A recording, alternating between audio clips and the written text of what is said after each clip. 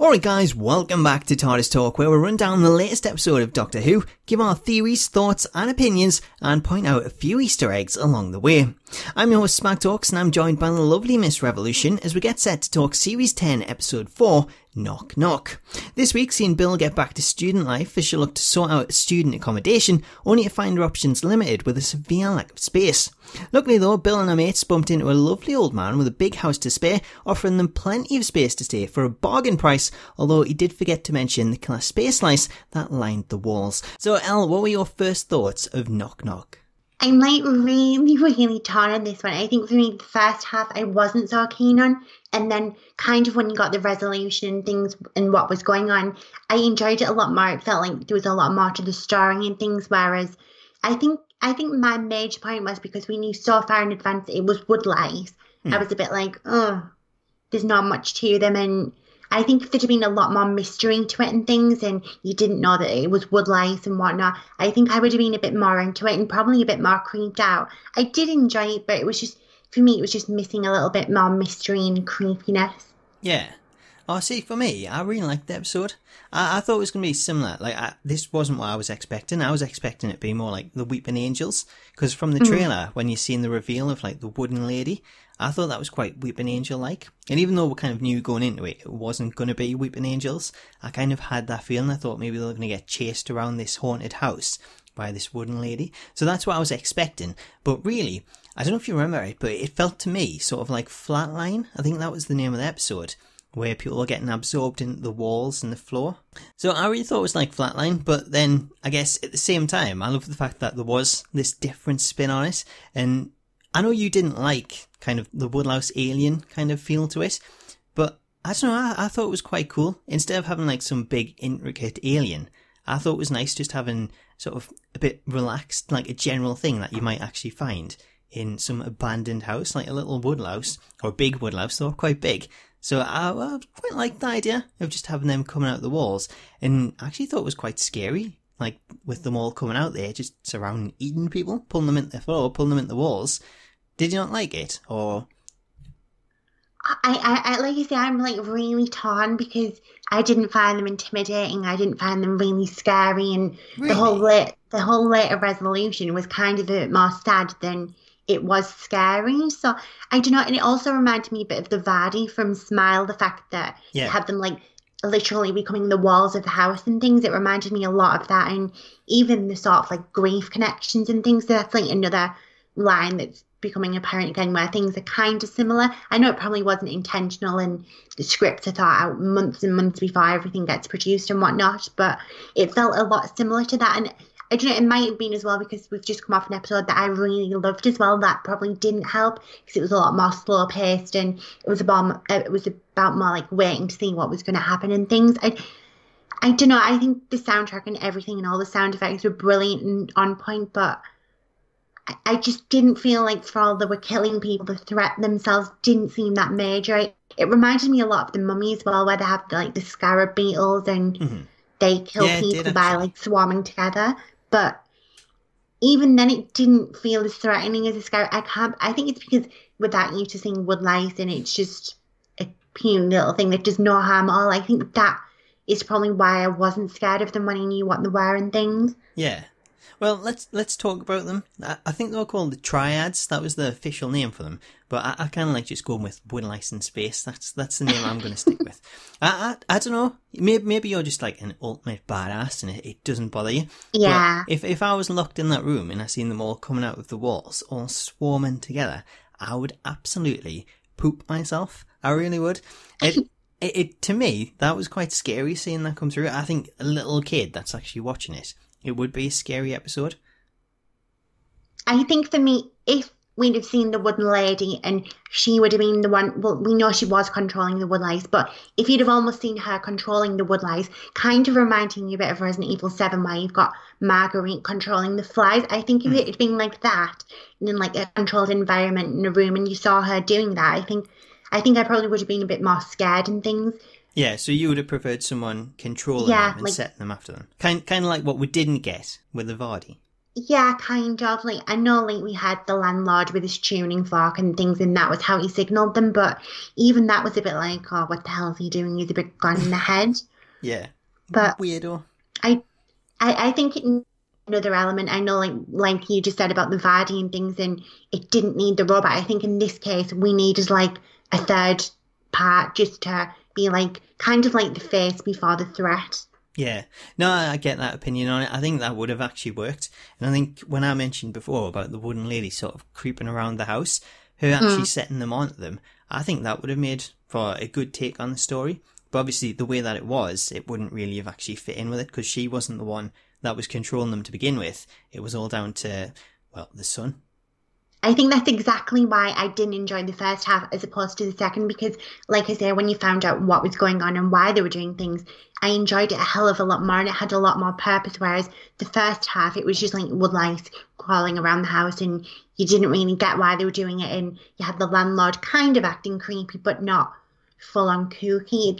You knew there was something there, but you weren't really scared of him. You didn't have that sort of presence. Yeah, he just come across as a bit of a weirdo. I couldn't quite tell what it was. Obviously, he was the person that was putting them in this trap, but it just seemed all a bit bizarre the way that he was acting.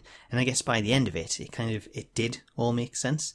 What I'm going to ask you though about the actual aliens themselves, the triads. You said you're not scared of them. What did you make of the CGI? Did you find that scary, or did you like the way they done it? Because the first one that was seen, I was like, oh, not sure on this CGI. It seemed to sort of wobble along the table. It looked really computerized. But then afterwards, I thought all the effects looked really good. I think that's the thing. I think a single one it just didn't look right at all. But then when you had the swarm of them, it was a totally different feeling. You probably could have been a bit more scared of them if you'd have seen it that way straight away. Like I said, it's a strange one because with that used to seeing a woodlouse, it's not. I know, like Moffat. I know it wasn't Moffat, but we've had things where he's tried to make puddles look terrifying and kind of put a huge spin on. But for me, it just didn't really work. Yeah, no, I get that. I'll take your opinion on that. One thing I will say, I don't know if you thought this, but you know the scene where they were in the room, and I can't remember her name from it, but Bill's friend, where she stands on one of them. I thought that was going to be the point where the wooden lady actually like turned on them and sort of set everyone on them, but then all of a sudden it's inside her foot. Like what the hell? You see, I thought that bit specifically was really good with the woodlouse, and you couldn't just kill it and stamp on it, which most people probably would do with the woodlouse. So in that case, it was a lot more terrifying. And I think if they'd have done something like that a lot sooner and you couldn't just kill them, even that probably would have made them a bit more terrifying. Yeah, it would have, because it's like, how do you kill them? What can you do? If you hit them with something, they're just going to go straight through it. Yeah. It would have knocked me sick, seeing that going through my foot. I've been ill. So let's move on then. Let's talk the ending. We're seeing the wooden lady revealed to be the landlord's mother. And actually, I thought that was an interesting twist, because I didn't see it coming. Yeah. I thought it was just going to be a case of he wasn't the son, he was the father. So that's usually what we see in the past. But it kind of put a different spin on it. I like that. Did you see it coming, or? I totally didn't see it coming. I thought straight, oh God, it's going to be her father and things. And then when you got that revelation, it kind of made sense. The fact that he wasn't really creepy and things. He was just like a misguided child who he'd never seen the world, and all he was ever trying to do was kind of take care of his mother and things. And that's what he'd done for years on end. He never seen the outside. All he had was his mum and the woodlouse. So he never had like a childhood and things. So I thought that whole thing was brilliant, and that's why I really, really enjoyed it. And to add the effects for the wooden lady was so good. Everything really just that latter half for me was just perfect. No, I totally agree with you. That was kind of my feeling on it. When it got to it and it revealed him as being the son, I thought it all made sense. Like the fact that he'd grown up and he was now an old man. He'd spent his entire life looking after his mother, caring for his mother, and it puts you in that position where if you're that man, if you're in that position, and there is a way that you can save your mother, the person that's brought you into the world, as he said, then you'd do absolutely anything that you can to do it, even if you know that it kind of means crossing that line to do it. I don't know about you as well, but when I thought it was like her father, I thought it was a bit disgusting, the things he was doing, but it wasn't forgivable per se, but it felt a lot more. There was something more there when you found out it was a child, and you could kind of give him leeway for what he was doing. I don't know if that was just me or. No, it was. I totally agree with you on that. Because I think the fact that we didn't see like a father figure or anyone else, it was as if it was just him and his mother. And obviously, if she's sort of losing her memories, like we're seeing in the episode, everything's going to be down to him. And as a child, having that much on your shoulders, it's like, what else do you do? That's everything. Like trying to keep her alive is everything that you would do. So to me, it was a bit of a bittersweet ending because, you know, again, it seems like in some of the previous episodes, the villain here, they weren't entirely bad. They were just trying to act to save someone else that they cared about. So while they were bad, they weren't necessarily evil or just going about things the wrong way. So I thought it was all a bit sad. It was a bit heartbreaking at the end.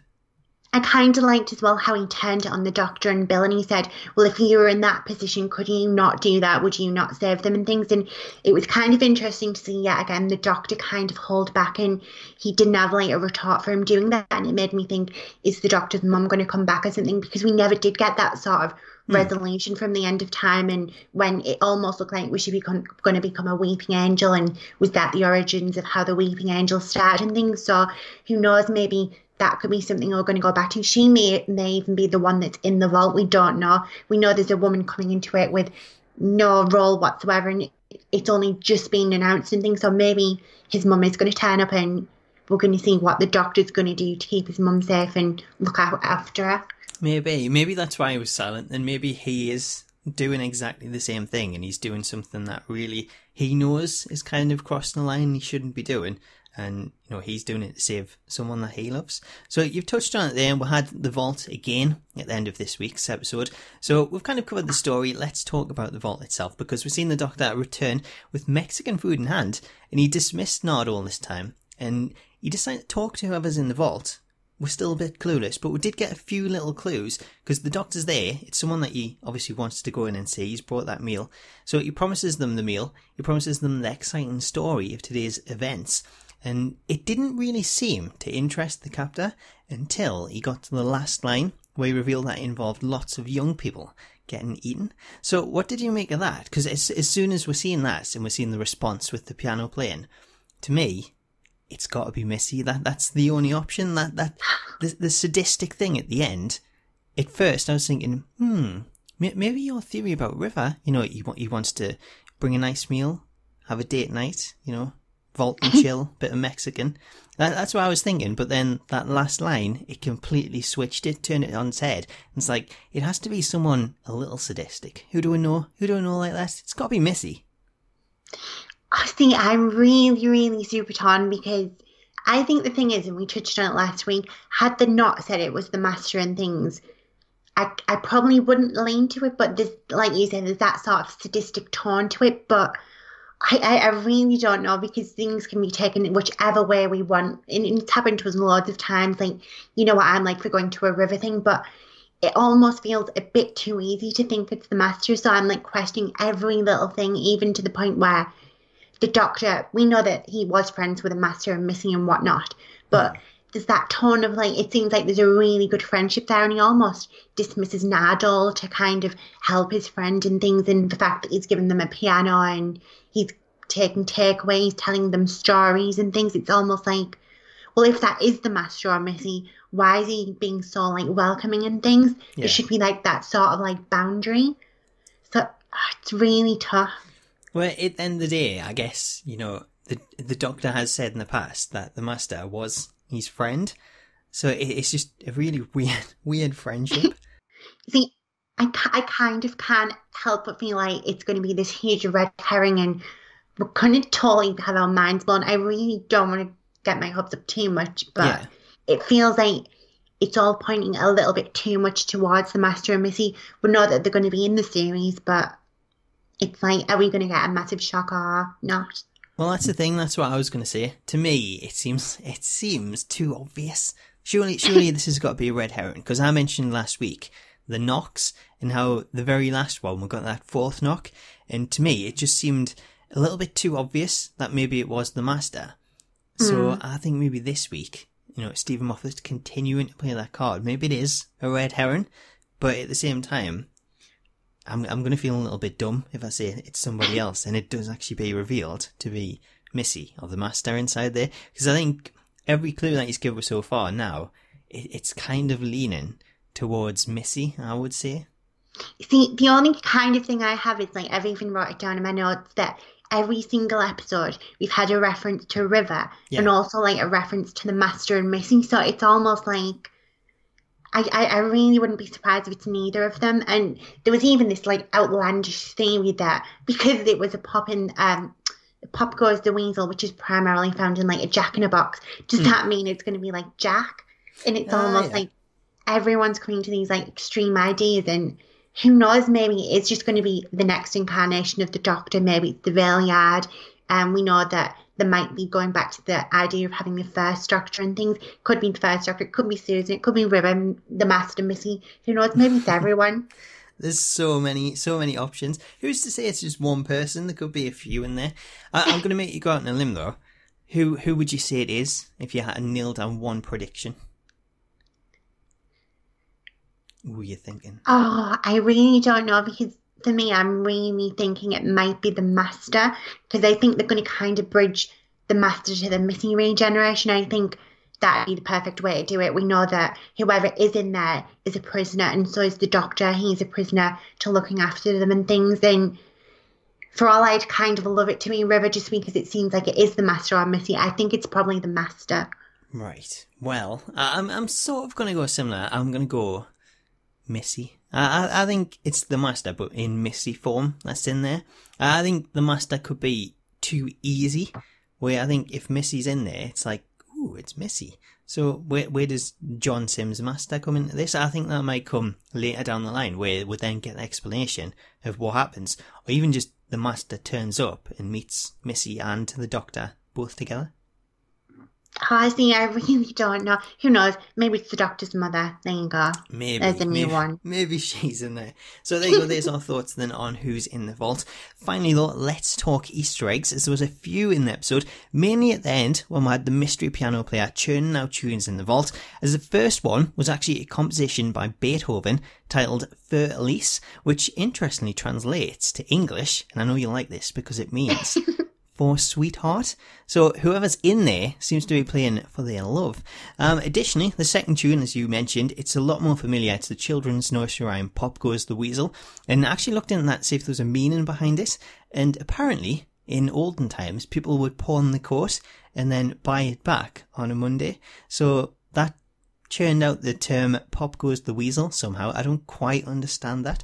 So that's the songs covered. Then we had a mention of Harriet Jones when the Doctor was questioning the landlord about who the Prime Minister was, as well as the Doctor repeating a line from the Fourth Doctor when Bill asked about sleeping, stating sleep is for tortoises. Then finally in the episode we had Harry talking about his grandfather, with the episode's writer Mike Bartlett revealing his other grandfather was actually a former companion on the show, as he wrote him to be the grandson of Harry Sullivan, who travelled with the Fourth Doctor in the 70s. However, that reference was actually cut out from the episode. So there you go, there's a few little Easter eggs, but let us know if you spotted any more in the comments. Anyway, that brings us to the end of this week's episode of Tardis Talk, but make sure to get involved and let us know your thoughts on the episode, as well as your theories for this season in the comments, as well as following us on Twitter at Tardis_talk for live reactions, tweet-alongs, and more Doctor Who goodness. Hope you enjoyed this week's episode, but until next time. See you later.